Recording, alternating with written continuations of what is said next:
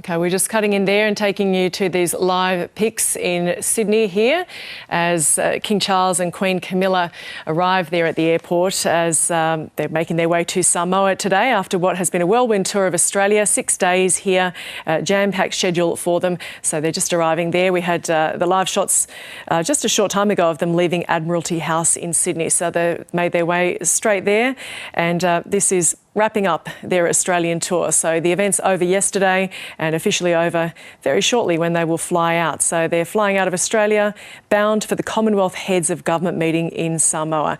And as we say, that was a jam-packed schedule. They met with Indigenous elders, with authors, chefs, sports stars, school children and members of the general public, and some of those meetings there yesterday. Now we have our reporter, Brianna Parkins, there at the airport. Brianna, what can you tell us? When are they due to leave this morning? Well, Gemma, we just saw a motorcade pull up there behind us. So I would say the King and Queen are set to bid farewell to Australia very, very shortly. They're just coming up the steps behind us. The Queen is wearing a Fiona Clare print dress, just as you can see. It's that lovely green and white print there. They're going to be ascending the steps very soon. First, the Governor-General will see the royal couple off on their long journey home. It's about 17,000 kilometres along that journey, so quite arduous for the 75-year-old monarch, who is still ongoing, has cancer treatment ongoing. How will this royal tour be remembered?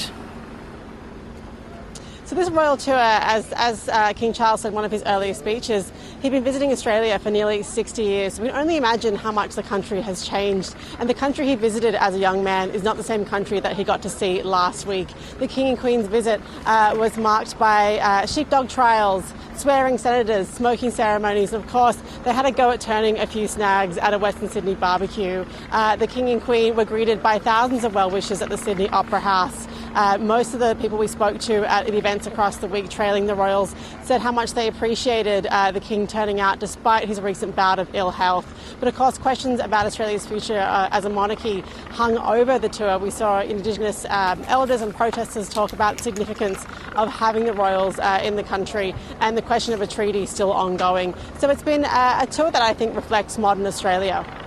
Yeah, and I mean, you mentioned it there, but this had to be a short tour due to the King's health. It was a short but memorable tour. I mean, yesterday alone they packed in over 6 events across Sydney. Again, quite a lot for a man who was still undergoing cancer treatment. That cancer treatment was happening right up until he left the UK, and it may resume when he gets back. So of course the tour had to be quite truncated to fit in around that. But he got to see Sydney and Canberra, visit dignitaries. He got to talk about issues that he's quite passionately, personally passionate about, like sustainability and housing. This is the man who's been talking about sustainability and environmental issues for decades long before they entered the common zeitgeist.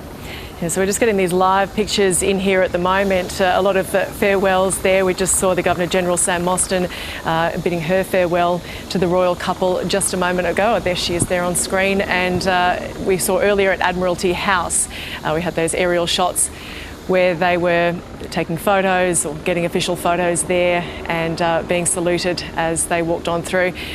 Now, Brianna, as we say, it was a jam-packed schedule yesterday. We also had the fleet review from the King.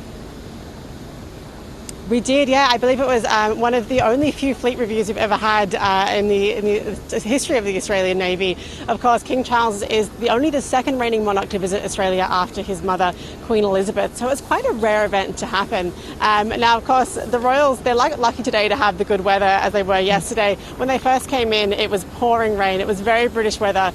So we're lucky enough in the past 2 days we've been able to give them a proper Australian send-off in the beating sun.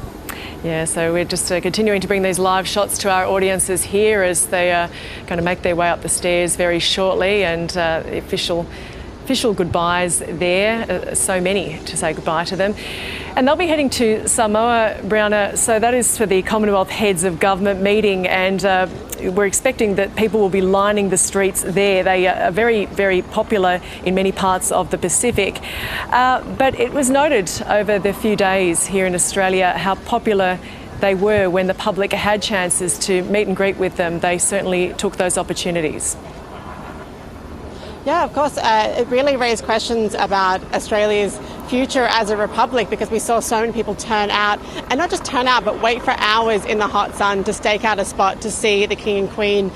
We spoke to people who really had a sense of the royals being part of their identity, not as part of the British sort of identity, but as part of their identity as Australians. We met people who met Queen Elizabeth when they were children on her visit in 1954, and they had driven all the way down from Newcastle to Sydney to see her son. So it really feels like the royals maybe do have a future in Australia, but it has raised important questions over the sustainability of a monarchy for future generations, and whether that will be something that will come up perhaps after the next election.